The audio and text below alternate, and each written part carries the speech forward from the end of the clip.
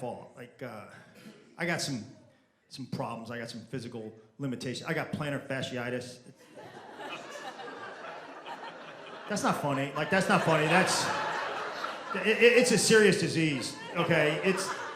It's not funny. It hurts, okay? My foot hurts, and I've been dealing with it for a while. So I go to the doctor, and they tell me, you want to just roll your foot over a rolling pin. That's their advice. Roll your foot over a rolling pin. So I tried it for a while, went back. I was like, it doesn't work. They're like, yeah, definitely more rolling pins. So I did it. By the way, you don't want to eat homemade cookies at my house. So I'm just rolling my foot over a rolling pin all the time, and I finally, like after 9 months, I went back, I'm like, it's not working. They go, triple up the roll. I'm like, I want an MRI. And they're like, you have to be really, really angry to get those things with the way the insurance works. So I go, I want an MRI now, or I'm burning this office down. Okay, sir, that's what we were looking for. You can have the MRI, no problem. And by the way, like the MRI, I don't know if you've had one, but whoever invented that machine, that is a sick person. Here's how I think the meeting went. They're like, all right, we got this new machine. Now, the people that are going to be using it, they're going to be injured, so they'll be nervous. They're also going to be claustrophobic because we are shoving them in a tube. So the way we should put them at ease is to make this thing sound like they're being riddled with machine gun fire. You're in there. It's quiet, and then you hear.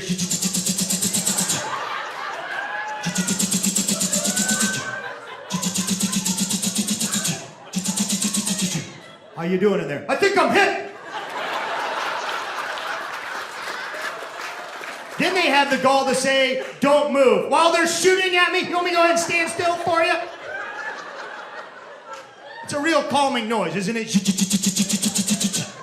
Their second choice was.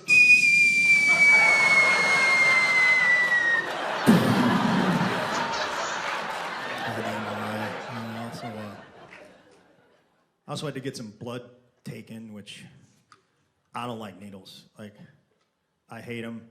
And to make matters worse, the blood sticker guy, that guy, he started using poor grammar. He goes, "This ain't gonna hurt." I was like, "Oh, no, we're not doing that, all right? We're not. You can't use, like, poor grammar and do medical stuff to somebody. Because if he says this ain't gonna hurt, I'm thinking, well, he ain't not know the difference between a vein and an artery, all right? He ain't have remembered to wash the disease blood out of that syringe before he stuck it inside of me.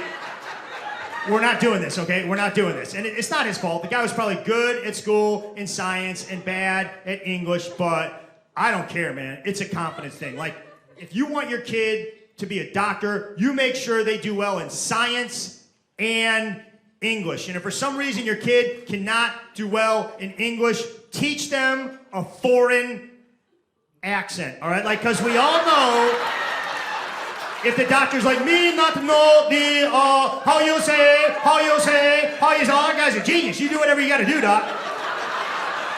I went to college with you foreign guys. You were always in the library when I was drunk. You do what you got to do, man.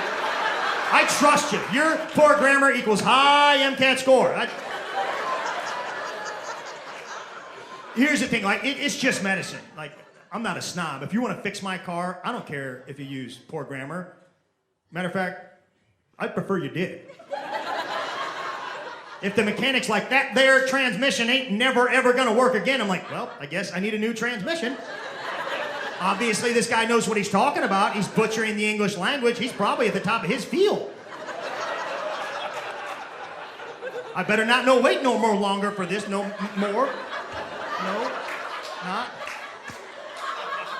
I walked by a construction site the other day. I heard 37 swear words in under a minute. I was like, that is going to be a sturdy building. You ever walk by a construction site and hear somebody say, darn it, or shoot? That thing's coming down. What I'm trying to say is education is important, but we all have different levels of education, right? That's fine. It makes us more interesting. You got to know who you're talking to. I met this lady recently. We were at the grocery store. She was really nice. We started talking in line. She goes, yeah, my doctor says I need to start reading labels. She had kids. She goes, if I can't pronounce one of the ingredients on that label, he said I should not feed that item to my child. I was like, that's pretty good advice, depending on your level of education, right? If the mom's like, I guess that kid's not getting milk, all right? Doesn't seem fair. I can't feed my child Malik.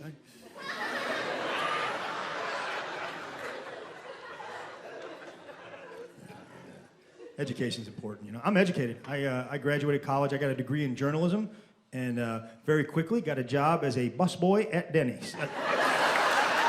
I did. Yeah. I was a waiter before I went to college, and I came out a busboy. Okay? If I would have gone to grad school, I am pretty sure I could have made dishwasher. I think I could have done it. I mean, I'm college educated, but a lot of times you wouldn't know it. I have done some really dumb stuff. Like lately, this summer, I started the summer off dumb. I can't top it. Here's what happened. I was at my brother's house, and there was like a barbecue there. He had all his friends there, and everybody's inside, and I walked outside, and there was some bug spray on the picnic table, and I started spraying myself, and my sister-in-law walked out. She goes, "What are you doing?" I'm like, "I'm putting bug spray on, Kelly."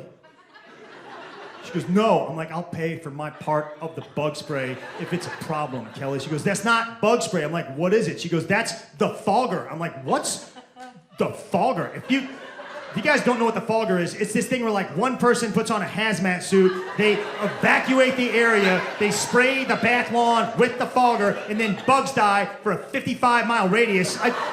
I put it on my face, all right? Like a lot out of my mouth, so I have 6 months to live.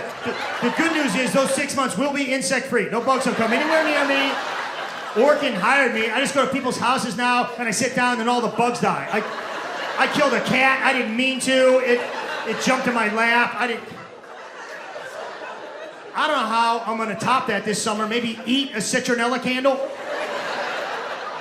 Here's the thing, I should have known, because I remember like right before I sprayed myself, I remember looking at the bug spray and I was like, that doesn't look like a normal bug spray can. The spout looks too wide. It looks like an air horn.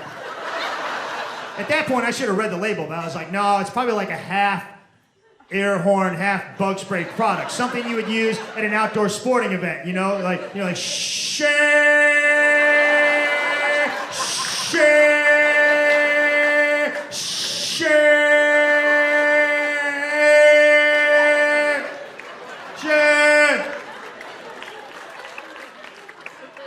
That's the dumbest thing I've done. Now, the dumbest thing I said, I was at my friend's house, and I was in the bathroom, and there's this painting in the bathroom, and in the bottom left-hand corner, it had these pencil markings. It said 23/100. That means that's the 23rd print that they made of that painting in a series of 100. The people at the party had to tell me that, because I walked outside and I said, "Hey, I like that painting in your bathroom. I don't know why the teacher gave that guy 23 out of 100. I would have given him like a 98. I mean, yeah, sure, the sun is off center, but you don't take off 77 points for something like that."